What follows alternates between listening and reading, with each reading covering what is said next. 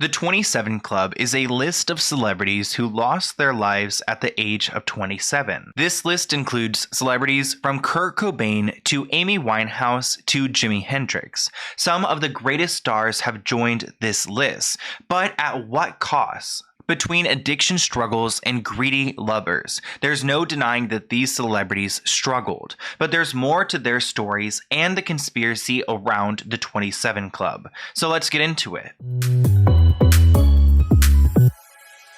Before we get into this video, here is a quick message from our sponsor, Surfshark VPN. Surfshark is a virtual private network that can place your phone or laptop anywhere in the world.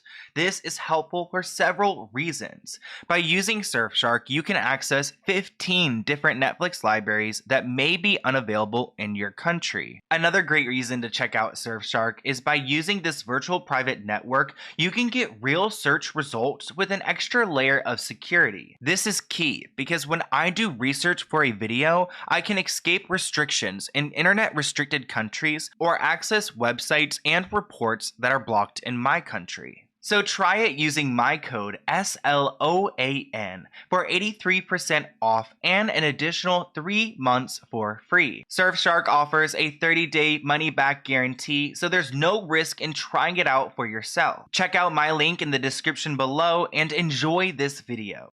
So this video is part 2 of my 27 Club series. If you guys have not seen part 1, definitely go check it out. We talk about where the 27 Club came from, we talk about the life of Amy Winehouse, and much more. In today's video, we're going to talk about the lives of Jimi Hendrix, Janis Joplin, Kurt Cobain, and some theories around the 27 Club. Let's go ahead and start off by talking about what this club is. We go into more detail in part 1, but pretty much the 27 Club is a cultural phenomenon highlighting the musicians, artists, actors, and athletes who pass away at the age of 27. Almost all the stars in the 27 Club have mystery that surround their deaths, whether it is an addiction issue that doesn't really add up, or maybe a partner who is looking for some money. There are some sketchy things when it comes to these legends and their passings. Let's go ahead and talk about Jimi Hendrix. His birth name is James Marshall Hendrix, and he was an American musician, singer, and songwriter. Although his mainstream career spanned only 4 years, he's widely regarded as one of the most influential electric guitarists in the history of popular music.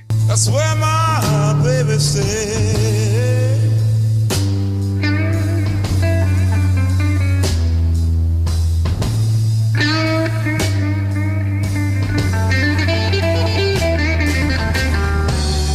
Jimi was born on November 27, 1942 in Seattle, Washington. He was fascinated with music from a very young age, and actually his father recalls a time where Jimi, was playing with a broom, acting like it was a guitar. He actually got his first guitar at the age of 11 and had his first band by the age of 13. If you guys want me to do a full video about Jimi Hendrix and his life, comment below, but I want to talk a little bit more about his passing, which of course is unfortunate. I mean, he had such an iconic career. He was actually well known for taking his guitars at the end of shows and smashing them on stage in front of everyone. So he just had a crazy energy on stage, and he was one of the best performers out there. So let's talk about the night that Jimi Hendrix passed away, because there is a lot of mystery and a bunch of questions still being asked to this day. Supposedly, Jimi was hanging out with his girlfriend, Monica.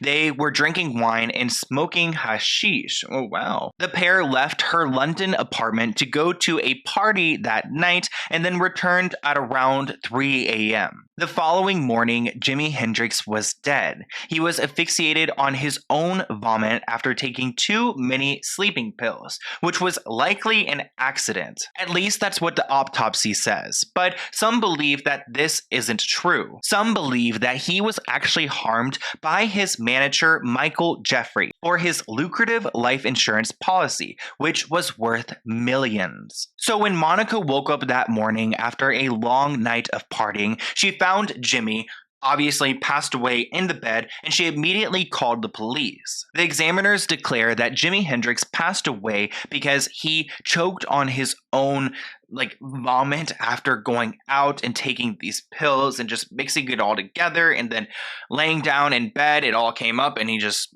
passed away. But let's talk a little bit about what Jimi was going through at that time. So, taking you back to September 1970, Jimi Hendrix was exhausted. He was overworked and he was stressed. He also had issues with sleeping, all while combating a nasty flu. Here's some more detail about that night. So, of course, the couple was smoking that hashish and drinking the wine, and at one point, Jimi made a phone call to discuss getting his manager, Mike Jeffrey, out of the picture. Keep in mind that Mike Jeffrey supposedly had this life insurance on Jimi. So Jimi and Monica were sipping on the wine, and I guess at one point Jimi took a bath, but then they had that party to go to, and Jimi went. And actually, one of his associates claimed that they saw Jimi take at least one amphetamine tablet at the table at the party, which would have been another drug to add to the mix. At that point, Monica and Jimi ended up having an argument. According to guests, Jimi became very irritated because Monica wouldn't leave him alone. Nonetheless, the rock star ended up speaking to Monica on the side and just figuring it out. What the pair discussed remains unknown, but what we do know is after they had their conversation, they left the party at around 3 a.m. After getting back home, the couple wanted to go to sleep,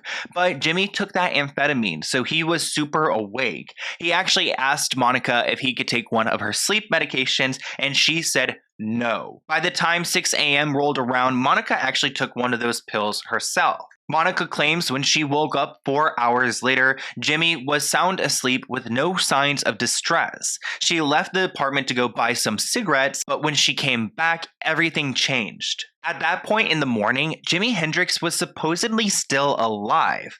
So Monica called the police and they actually arrived at 11:27 a.m. But unfortunately at that point, Jimi had passed away. And what's bizarre is that Monica was gone and nowhere to be found. The paramedics walked into a room that had an open wide door, the curtains were all open, and Jimi was covered in vomit. They claimed that the singer's airways were completely clogged and there was no way that he would have been able to breathe. They also note that it looks like he passed away. He's been passed away for some time. So I don't understand, was he alive when she made the phone call? Because the paramedics claim that it looks like he's been passed for some time. So some things aren't adding up. This man, Dr. Martin, claims that Jimi was cold and he was blue. It was clear that he passed away. There was no pulse, no heartbeat, and they tried to bring him back, but there was no hope. Monica, on the other hand, noticed that 9 of her sleeping pills were missing, which if he took all that, that would have been 18 times the recommended dose. When it comes to Jimi's autopsy, it doesn't really add up because the person who examined him claims that he passed away by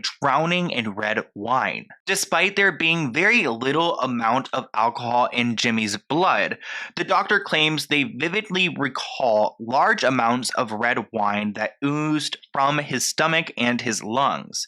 And in their opinion, there was no question that Jimi had drowned. If not at home, then on the way to the hospital. There was a revelation in Jimi's case in 2009 because this man named James Tappy Wright wrote a memoir about his days as a Hendrix roadie, and pretty much the book contained a bombshell that claims that that man, Michael Jeffrey, actually did admit to taking Jimi's life. I don't know how accurate the claims from this man is, but I do know that Michael Jeffrey did take out a $2 million life insurance policy on the rock star before he passed away. Here's a snippet from that book, and they write, "Supposedly Jeffrey said, 'I had to do it, Tappy. You understand, don't you? I had to do it. You know damn well what I'm talking about. I was in London the night of Jimi's death, and together with some old friends, we went around to Monica's hotel room and got a handful of pills and stuffed them into his mouth, then poured a few bottles of red wine deep into his windpipe. I just had to do it. Jimi was worth much more to me passing away than alive. That son of a B word was going to leave me. If I lost him, I'd lose everything. Obviously, that is insane to read and to think that this man did that to him, or could have done it to him. I mean, it makes me think about Michael Jackson and how his manager pretty much did the same thing. If you guys have not seen my video, definitely go check that out. But it's extremely sad to think that Jimmy was only 2 months away from his 28th birthday. So unfortunately, he's in the 27 club. And the next member of this club that we're talking about is Janis Joplin. So Janis Lynn Joplin was an American singer-songwriter who sang rock, soul, and blues music. One of the most successful and widely known rock stars of her era. She was noted for her powerful mezzo-soprano vocals and electric stage presence. What's crazy about Janis's story is that she actually passed away only 16 days after Jimi Hendrix. I mean, 2 huge rock stars lose their lives at the age of 27, and that got a bunch of people talking. Even though Janis was one of the most gifted and talented singer and songwriters of the 1960s, she also suffered serious substance issues. Her friend Peggy actually shares that she and Janis would actually use the same substance to get high off of. On October 4th, 1970, Janis's producer, Paul Rothchild, was concerned for Janis when she failed to show up for a recording session. She was then found by John Cook, one of her close friends, and 2 other friends in her hotel room, passed away on the floor. Investigators claim that Janis took a drug, got super high off of it, went to go buy cigarettes in the lobby downstairs, returned back to her bed, and then passed away. But her good friend Peggy said that this was impossible.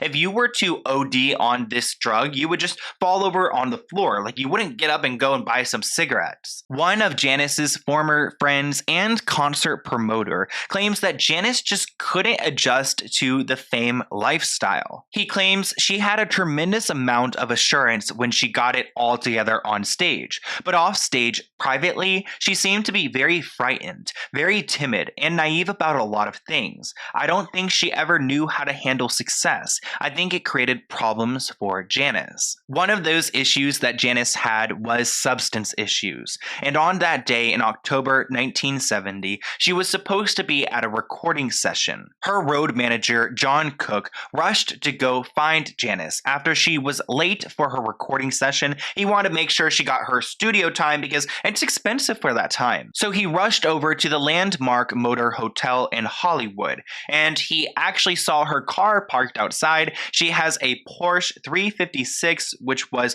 virtually impossible to miss because it was painted in all of these rainbow colors, and he knew as soon as he approached the hotel and saw her car parked out there that she was just late for her session. There were also bottles of alcohol at the scene and a syringe, but no drugs. And actually, they found out that one of Janis's friends removed the drugs from the scene because they thought that she was going to be they're going to hold it against her. But then when they found out that they were going to find this anyways in her blood, they put the drugs back in a neat way. There were a lot of questions surrounding Janis's passing, especially that scene and that setup. And her good friend Peggy had a lot more questions because she didn't believe that this could go down in this way. Peggy suggests that Janis's passing was due instead to an accident. She suggested that the tiny hourglass heel on Janis's sandal got stuck on the shaggy carpet. She then tripped and broke her nose on the nightstand, after which she dozed off and choked on her blood. Oof. The cops are trying to act like maybe the drug that Janis was using was just too strong and that's why she passed away, but Peggy calls BS. Janis and Peggy would use together. So Peggy would know if, the batch was too strong and that's why Janis passed away. And she believes that that isn't the truth. I mean, she can't get over the fact that the cops say that Janis used in the hotel room, in the apartment or whatever, went down to the lobby, bought cigarettes, and then came back to pass away. Because if you were to OD like that right away, you wouldn't be able to get up, go walk to the lobby, purchase something, and come back. There are still a lot of unanswered questions when it comes to Janis's passing, and honestly, I don't know what to make of it because I kind of believe what Peggy's saying, but at the same time, it's who could have set this up or, taken Janis's life in this way? Fortunately, Janis was honored for her work in music. She was inducted into the Rock Hall of Fame in 1995 and given a Lifetime Achievement Grammy in 2005. It also looks like Janis was cremated and her family privately scattered her ashes from a plane into the Pacific Ocean. It was really sad for her family because just the year before she was performing at Woodstock, she was at the peak in her career, and now she's being thrown as ashes into the ocean from a plane by her family. And that's just heartbreaking to me. But we need to move on to our next member of the 27 Club, Jim Morrison. So Jim was born James Douglas Morrison, December 8th, 1943 in Paris. He was a singer, musician, songwriter, and poet. He was the lead vocalist of the rock band The Doors. The end of our elaborate plans, the end. Jim Morrison enjoyed a bunch of the perks of being a rock star. I mean, who wouldn't? Especially the attention from countless women. But he also struggled with his newfound fame. He has always been a heavy drinker, and he began to hit the bottle and indulge in a bunch of drugs. When it comes to Jim Morrison's passing, there are so many articles out there, different conspiracies, different stories about what actually happened. So I'm going to try my best to tell this story to you guys because it was incredibly hard to figure out and decipher what really could have gone down here. I think one of the craziest parts of this story is the fact that Jim Morrison's body never had an autopsy. So we have this powerful artist performer right here, and you're not going to go and test his body after he passes away to see what really happened. But I don't want to get ahead of myself. Let's talk about what was happening with Jim leading up to his passing. So after years of fame, it seemed like Jim Morrison was just going down this long downward spiral. He was struggling with the fame and his addiction, and actually in 1969 he got in trouble for allegedly exposing himself at a Florida concert. At that point, he was found guilty of indecent exposure and profanity. At this point, he was fed up with being a star, and by March 1971, he moved to Paris with his partner. Jim was dating a woman named Pamela Corson, and honestly, I have a lot of questions when it comes to her because I feel like she's the mastermind behind all of this, but let's go ahead and talk about what happened the night that he passed away. So Jim and Pamela were renting an apartment at 17 Rue near the Seine River. They spent their days strolling around their city. Morrison wrote nearly every day, and during the night, the couple enjoyed exploring the chic world of Paris nightlife. Although Jim Morrison had gained some weight and he was looking pretty good and fit, it seemed like the damage of fame already did him wrong. But everything changed on July 3rd, 1971, because his girlfriend at the time found him passed away in a bathtub in their Paris apartment. Officials claimed that Jim Morrison's cause of death was heart failure, but that was without conducting an autopsy. Keep in mind, so they saw him, said that he passed of heart failure, and then just accepted that. Before the world even knew what happened to Jim, he was laid to rest, and they just closed the book and act like it's all good. But there are a lot of questions when it comes to his passing, like where did he actually even pass away? Because his girlfriend found him in the bathtub, but there are some other stories that say otherwise. So what Pamela is claiming is that her and Jim were at home and they were going to sleep. But then Jim woke up ill in the middle of the night, and he took a hot bath while she continued sleeping. Then she woke up to Jim passed away in the bathtub after he took his hot bath. With no autopsy performed, Pamela's story was taken at face value, and when she herself died 3 years later of an overdose, it seemed like any other information about Jim's passing went away with her. But now let's talk about what people say really happened to Jim that night. A journalist named Sam Burnett actually managed the Rock and Roll Circus Club in Paris and actually came forth with an alarming story about Jim, that he did not pass away in the bathtub, but rather in a stall at the Rock and Roll Circus in Paris. Jim and Pam would spend countless nights at this club, but on July 3rd, 1971, this Sam guy supposedly saw Jim meet up with two drug dealers before he headed to the bathroom at 2 a.m. When he failed to reemerge, Sam went and kicked down the door to the bathroom only to find him unconscious. They actually had a doctor at the bar who was like a regular, and that person confirmed that Jim was gone. That journalist Sam wrote that Jim became an inert lump crumbled in the toilet of a nightclub.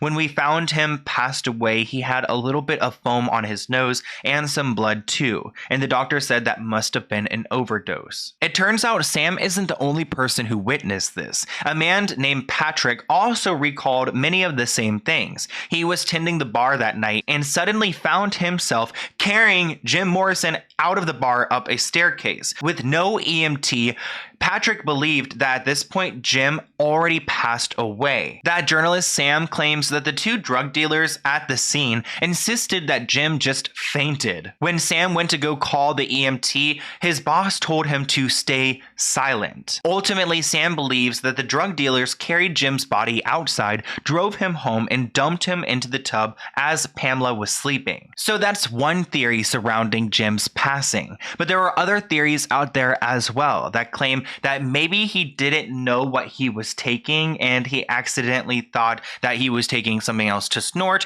but it was something you're supposed to inject, and that's why he passed away. One of the most popular theories is that Jim was with Pam and they were spending the night doing, drugs and listening to music. They snorted the drug because Jim was supposedly afraid of needles, but the batch was too strong for Jim. However, many of the specific details of this theory remain unclear, like how did Jim get into the bathtub and what happened with Pam? Did she put him there? This theory claims that after he passed away, Pamela supposedly waited until the morning to notify authorities, but some claim that she was part of the reason why he passed away and she was a mastermind in playing a role. At the end of the day, if an autopsy was performed, so many of the questions we have wouldn't go unanswered. I mean, there are some theories out there that they believe that Jim Morrison faked his passing and he's still out there writing poetry or working on something. Another superstar on the 27 Club list, who a lot of people believe he may have faked his own passing, is Kurt Cobain. And I've been really looking forward to talking about this because I know a lot of you guys have been wanting me to cover his passing and the situation with Courtney Love. So Kurt Donald Cobain was an American musician. He was the frontman of the rock band Nirvana, serving as the band's guitarist, lead vocalist, and primary songwriter. Through his angst-fueled songwriting and anti-establishment persona,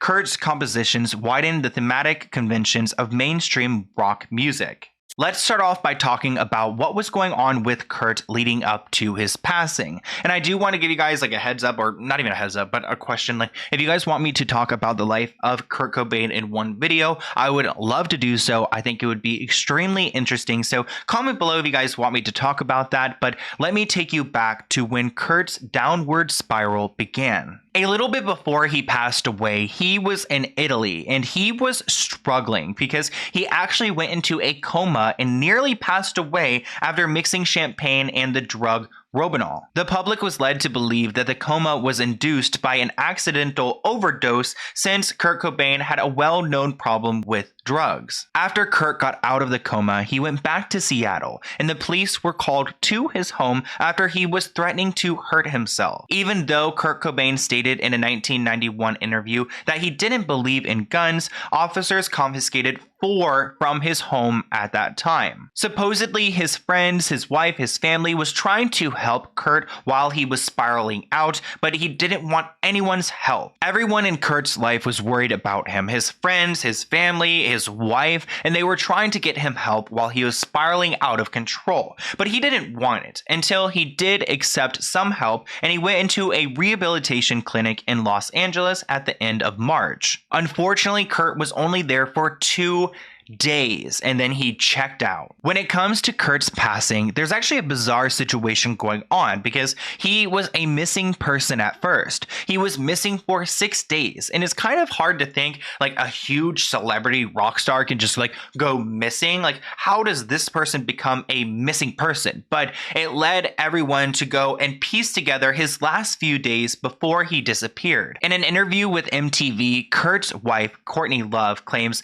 that he was really unhappy being in Nirvana and he didn't want to play with them anymore. So Kurt left the rehab facility in late March and he didn't tell anyone he was leaving. At that point, he was a missing person. Courtney could not locate him and she actually hired a private detective on April 3rd. The detective was able to make contact with Kurt, but he was in Seattle at this point and didn't want to come back to LA. In the meantime, Kurt actually convinced his friend Dylan to buy him a weapon that he needed for protection. On April 5th, Kurt returned to his home and he ingested enough Valium and another drug to reach a near fatal level. At this point, it seems like Kurt was extremely depressed and he wanted to take his own life. So on that date, April 5th, law enforcement believes that Kurt barricaded himself inside the greenhouse above his garage. At that point, he took his own life. And actually, he wasn't discovered until 3 days later when an electrician came to the home to install a security system and saw over there in the greenhouse that Kurt was just sitting there with blood coming out of his head. A lot of people believe that Courtney was responsible for his passing, and honestly, for good reason, because he was planning on leaving her. He wanted to divorce her and take her out of his will and give her nothing. He was obviously really unhappy with his professional life at Nirvana and his love life with Courtney, and he was fed up. And of course, Courtney didn't want to lose all that money she was going to make, so some people believe that she planned his passing because of this. Honestly, I do believe they were bad for each other because Courtney was accepting his drug issues and he was very open about it. Actually, there's a clip on the internet of her filming him. He's got a bucket of vomit next to him, obviously talking and joking about what he's going through with his addiction issues. And it just seems like they're making light of this situation, which is just so serious and dark. Hey kids, there's your dad's vomit. Oh my god. So tell us about your stomach condition, Kurt Cobain. It's got a really long Greek word. Homocyphosa. I heard it today. Homophobia? What? Homophobia. But now let's go ahead and talk a little bit about the possibility that Courtney Love could have taken Kurt's life. This blog writes that Courtney Love would have lost everything if Kurt left her, but if he passed away, she would inherit everything. According to Kurt's attorney, they claimed that Kurt was in the process of divorcing Courtney and taking her out of his will. The main reason that Kurt supposedly denied performing at Lollapalooza concerts was because it would have made him $9 million and he didn't want to make all of that money for Courtney to go and use. Also, when it comes to Kurt's setup, like the way that he was found, some things don't add up because he was in this green room, right? And he supposedly was like taking a bunch of drugs and things like that. Well, he also had a gun there and it was positioned in a way where it would have been impossible for him to shoot it and be able to hit him in the head. And honestly, someone was writing this in a blog that if he was actually shot, like the way that they claim he was shot, he would have had a lot more damage to himself. Also, there were no fingerprints found on the weapon, so that's already a bizarre sign. There was someone who came forward named Eldon, and they were the Mentor's drummer and vocalist, and they claim back in 1997 that Courtney Love offered them $50,000 to take Kurt's life and to make it look like he did it himself. Not only was he very open about getting this request from Courtney, but he took 2 polygraph tests that show that he was telling the truth about what happened. He claims that Courtney Love is the mastermind of Kurt's passing. If you guys are interested in learning more about Kurt's passing, there's a documentary called Soaked in Bleach, and pretty much it walks through everything Courtney said in her stories, and it doesn't make sense. Nothing adds up, and it makes me think that Courtney can't keep her story straight and that there's more to Kurt's passing than what we know. I actually found a ton of blogs like while I was doing this research, and I could have like talked about everything involving his passing because there's so much, but I didn't want to make this whole video about Kurt. So if you guys do want a full video about the Courtney Love accusations and how, you know, Kurt was supposedly talking to this woman named Kristen and Courtney was jealous and she set this whole thing up, let me know because I am dying to unpack everything, like all of the details. Like, holy crap, Courtney Love cannot be trusted. When it comes to Kurt though, it does look like his childhood home is now becoming a landmark and it's going to be a museum you can go in and visit, which I think that's kind of cool. It's a little bit kind of like a rest in peace, like let him just go and like pass away and be gone, but also I understand that he is just such a meaningful character in music history that they want to honor him and know more about him. And I think that his passing and the mystery that surrounds it leaves a lot of his fans wondering what really happened, and they really resent Courtney Love. There are so many people who hate her online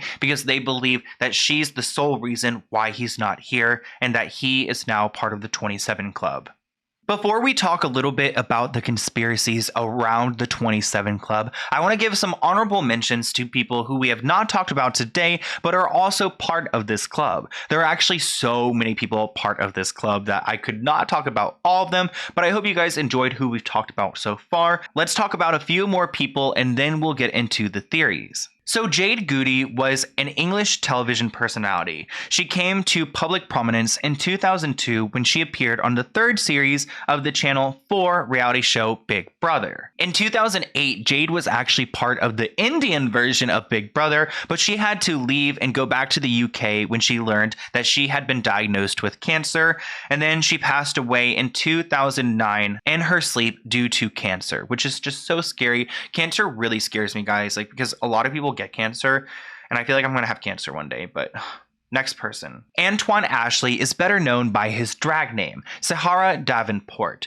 She was an American drag queen, singer, and reality TV personality. She was best known as a contestant on the show RuPaul's Drag Race. And actually, I have been a fan of that show for some time, and I remember when Sahara passed away, and it's so unfortunate. Sahara Davenport passed away on October 1st, 2012 due to heart failure at the age of 27 years old, which seems incredibly young for heart failure. Again, like, who was it? Oh my gosh, was it Jim Morrison? I feel like I'm going back and forth. Jim Morrison, right? They claim that he had heart failure. Like, what is all these 27-year-olds having heart failure? Because sometimes I have a feeling in my chest and I'm like, is that going to be me too? Like, oh gosh, please don't. Anton is another member of the 27 Club. He is an American actor who was born in Russia. He immigrated to the United States when he was 6 months old. His death is extremely frightening to me because he was actually preparing to go to rehearsals for his job. But then, oh my gosh, it's so scary to think about. So he has a Jeep, right? Well, the Jeep started going down the driveway and it ended up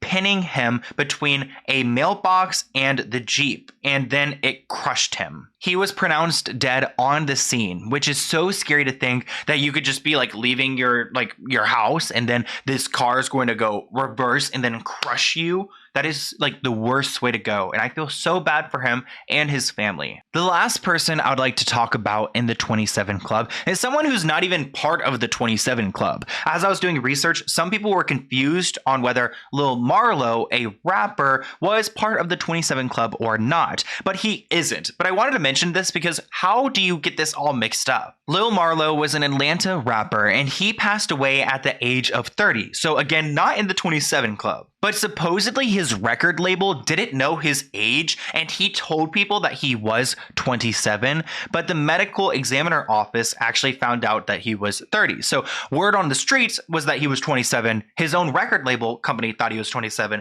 but the medical people found out that he was actually 30. Obviously, it's extremely unfortunate and I'm sending good vibes to Lil Marlo's family and friends, but I found it kind of bizarre because he, like in one of the articles I was reading, he was listed as a member of the 27 Club, as one of the most recent members of the 27 Club. But then when I did my own research, I was like, wait, nobody actually knows this guy's age, which I think is even worse at the end of the day.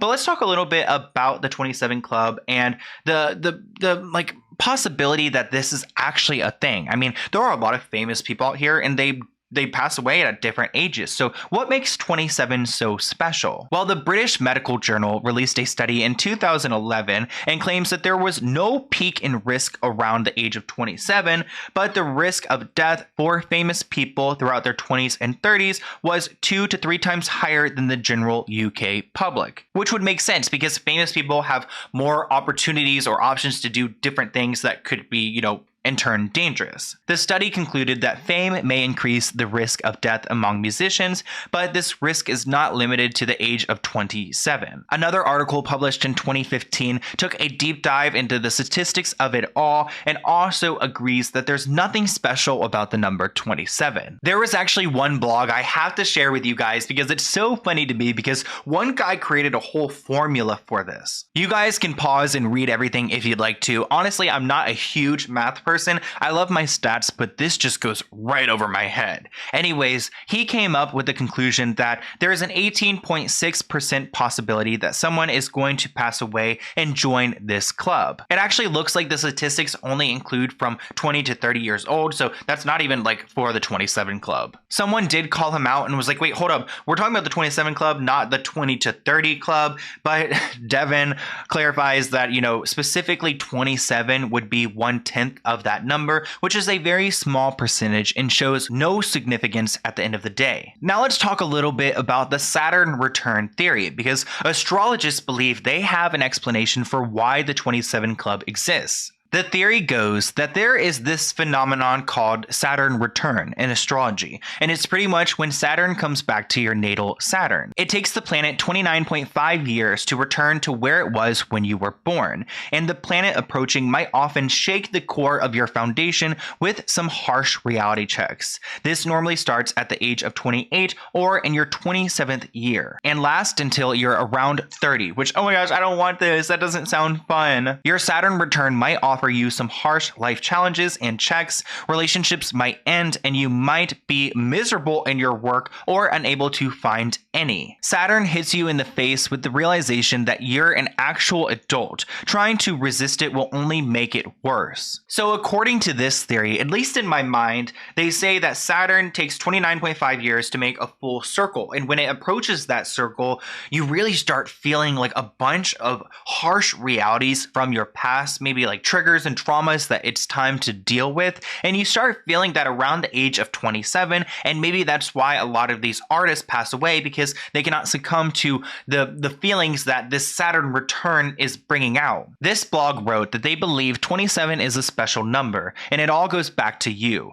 You guessed it, Saturn. When you turn 27, it is the first time in your life that Saturn is in the same position it was when you were born, which is the Saturn return. In astrology, this marks a significant period in one's life. This time period is when you have officially crossed the threshold into this next stage in your life. And it looks like we have about 3 of those, one at 27, another at 54, and a third at 81.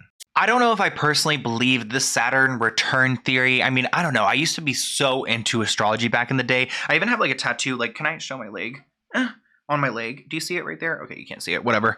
Anyways, I have a tattoo with my, I'm a Sun Sagittarius, Moon Aries, Ascendant Libra. So I used to really be into it back in the day.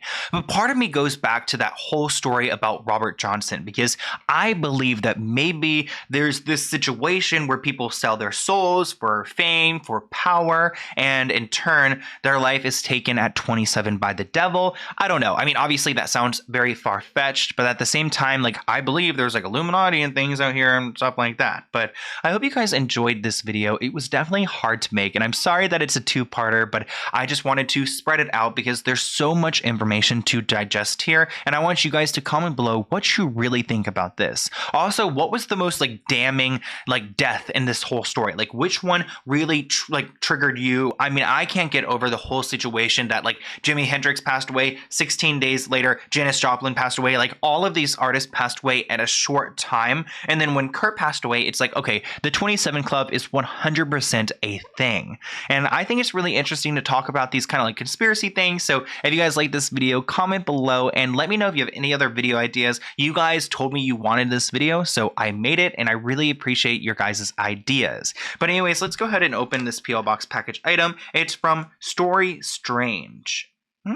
Cool. And it looks like there's like a sticker right there for the shop. So that's really cool. Let's go ahead and see what is going on in here. If you guys ever want to send me a P.O. Box package item, no pressure at all. But I love to shout out your small businesses. Look how cute this sticker is. Thank you. We love that. Okay. I feel like I'm lagging a little bit. Maybe it's the metal. Sometimes I feel like my camera can't handle like certain lights. Like I'm like, oh, this is just too much color for my camera. Probably makes no sense. That's why I'm like so bad at technology. Because I'm over here making up things. So let's see what they wrote. Okay. Sloan, I love watching your videos daily. Since I spend most of my time at home finishing projects for my Etsy shop, which I'll link below, I have a lot of time to watch. I especially love your videos covering Free Britney and creeps in Hollywood like Dan Schneider. I hope you like the items I sent you. They are from my Etsy shop where I sell crystals, jewelry, and various crocheted items. I started my little shop during the pandemic. Any shoutouts you can give would be so appreciated. Well, definitely go check out her shop below. It will be linked below 100%. I sent you an adjustable bracelet, something else that I cannot pronounce, but you put a pronunciation, macrame, which is a necklace, and you can take the crystal out of the net. Oh, that's really awesome. Okay, let's go ahead and check it out. Thank you so much, Story Strange. Everything will be linked below. Go and support their small business, their Etsy shop. It sounds like it's something they're really passionate about, so we love that. But let's go ahead and see what she sent me. Okay, so we've got 2 packages right here, and I'm really excited for the necklace because I've really been wanting to get new necklaces lately, so that sounds awesome. Oh, the packaging is actually really good. Really good. Okay, so right here, oh, wow, and I love this little like bag with the sparkles. It's the details, you know what I mean? So right here, it looks like it comes with a card, which is really cute. All the information will be listed below. We've got some stickers here. Oh my gosh, I have the best sticker collection. Look at that. I love the branded stickers too, a really cool logo and brand. And then it looks like right here, oh, here are some crystals. So here are crystals right here. We've got a few different type, some clear quartz. Here are some tiger eyes. Ooh, I love these crystals. Thank you so much. These are such a vibe, like just giving me good energy already. And then let's see what's going on in this one. Again, the packaging is like so, ouch. Oh my gosh, ouch. I think it like, ouch. It's like too good. Okay, let's see what's going on here. Okay. Oh my gosh. So this is the necklace situation. And she said something about being like interchangeable. So maybe you're able to like take the stone out. Oh, and a bracelet. Okay, so let's check out this one. This is a chakra. I actually know this word because I know about chakras. And this one is so, this one is so pretty. Oh my gosh, I love it. Look at it, guys. And it's like rainbow. Ooh, ignore my nasty nails, but ooh. So pretty. Oh, I love this. Thank you so much. And it's adjustable, so that's great for my big old wrists. And then finally, it looks like there is a necklace right here. Oh, and I guess you can like kind of like get the stone like out of the wrapping if you want to. Maybe if you like, I don't know what you would do to do that, but I guess she did say you can take it out. So that's really cool because then you can just change the vibe. And it looks like it's long too, which is great because big neck, big wrist. So thank you so much. I love this shop. It's such a good vibe. I can already feel the energy. Go check them out below. And until next time, I will see you guys in a new video soon. Bye, guys.